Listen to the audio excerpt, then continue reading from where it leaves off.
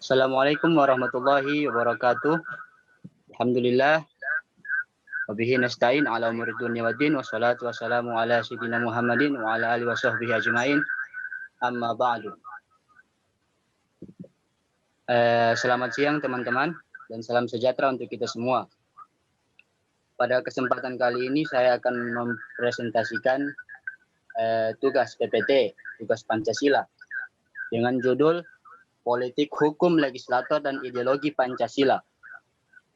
Lanjut Ki, lanjut PPT-nya.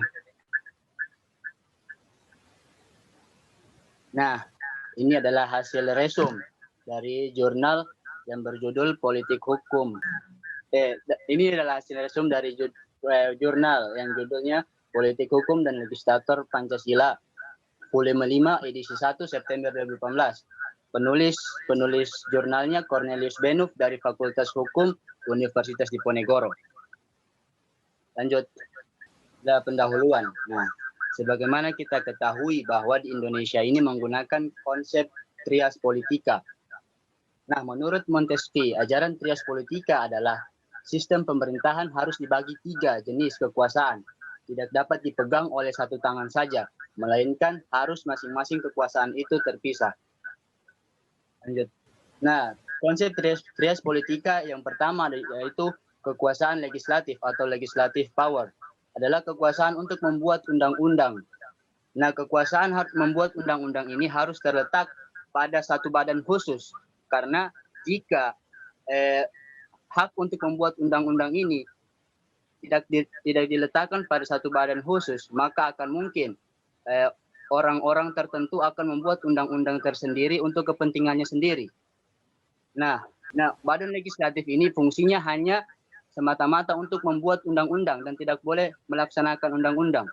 Dan untuk melaksanakan undang-undang tersebut harus diberikan kepada satu badan khusus, yaitu badan selanjutnya ada di slide selanjutnya, badan eksekutif. Nah, lanjut. Badan eksekutif ini dipegang oleh kepala negara.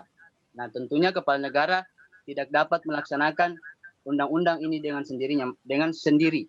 Maka kepala negara ini mendelegasikan hak untuk melaksanakan undang-undang ini kepada pejabat negara yang lain, seperti para menteri, gubernur, wali kota, dan bupati. Lanjut. Ada kekuasaan yang ketiga yaitu kekuasaan yudikatif atau yudikatif power. Kekuasaan ini berkewajiban untuk mempertahankan undang-undang dan berhak untuk memberi peradilan kepada orang-orang yang melanggar undang-undang.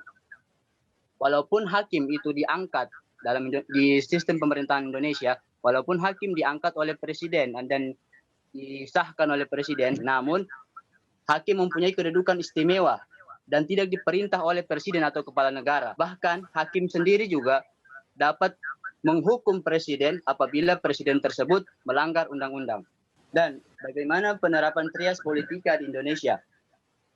Yang pertama badan legislatif. Berdasarkan UUD 1945, badan legislatif yang ada di Indonesia yang pertama yaitu Badan Majelis Permusyawaratan Rakyat atau MPR.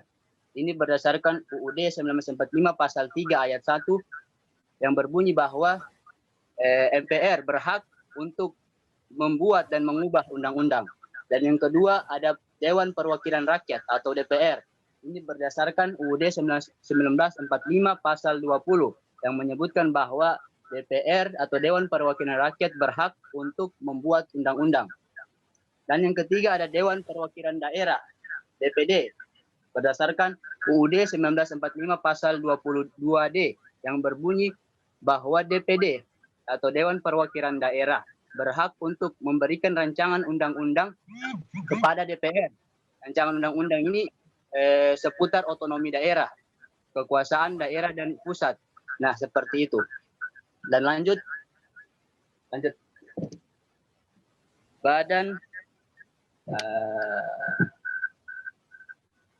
Ki. Badan eksekutif. Nah, badan eksekutif Indonesia yaitu dipegang oleh presiden. Ini berdasarkan pasal 4 ayat 1.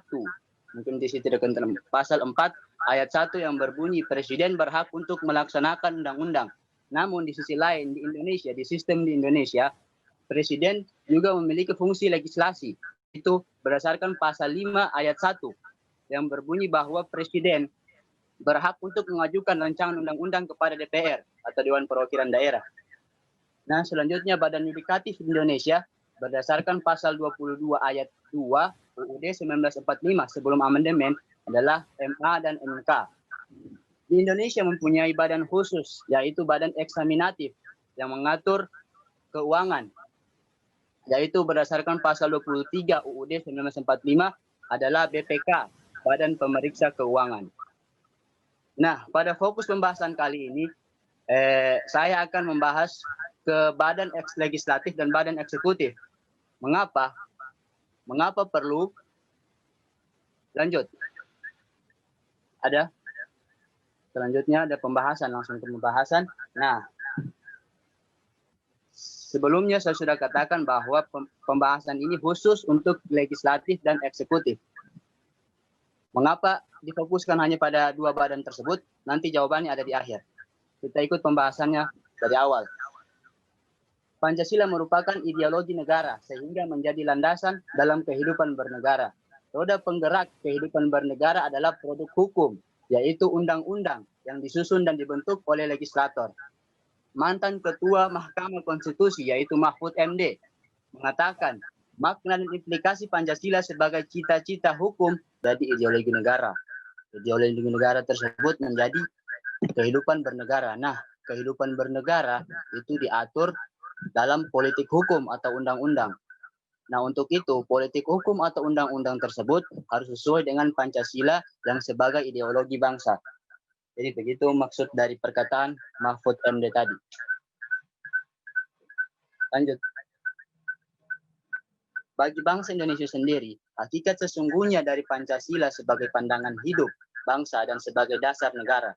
Selanjutnya, agar Pancasila tersebut nyata dan dirasakan eksistensi dalam kehidupan bermasyarakat, tentu harus dituangkan dalam suatu peraturan yang mengatur hajat hidup orang banyak, sehingga legislator dalam hal ini pembuat undang-undang harus menanamkan nilai Pancasila dalam dirinya dan memahami nilai Pancasila dan menjadikannya pedoman dalam merancang, menyusun, serta membentuk peraturan perundang-undangan agar setiap peraturan perundang-undangan itu atau yang dihasilkan itu sesuai dengan identitas dan jati diri bangsa Indonesia, yaitu Pancasila. Lanjut, langsung ke kesimpulan. Politik hukum atau undang-undang harus sesuai dengan ideologi bangsa, yaitu Pancasila. Oleh karena itu, legislator, dalam hal ini DPR, MPR, DPD, Presiden, sebagai pembuat undang-undang harus benar-benar memahami dan menghayati nilai dari Pancasila. Makanya di awal tadi saya sebutkan bahwa pembahasan ini fokusnya ke legislator sebagai pembuat undang-undang. Nah, saran dari saya perlu untuk melakukan pelatihan militer kepada para legislator dan para pejabat. Pelatihan militer di sini dalam arti penanaman cinta tanah air dan nilai Pancasila agar produk hukum atau undang-undang yang dihasilkan sesuai dengan Pancasila dan atas dasar cinta kepada tanah air, bukan atas dasar kepentingan mereka pribadi. Itu saran dari saya. Dan lanjut close statement dari penulis jurnal, yaitu Pancasila itu final. Mari kita jaga dari ideologi yang tak dikenal. Jangan sampai kita baru merasa memiliki ketika kita sudah kehilangan. Sekian dan terima kasih. Sudah selesai.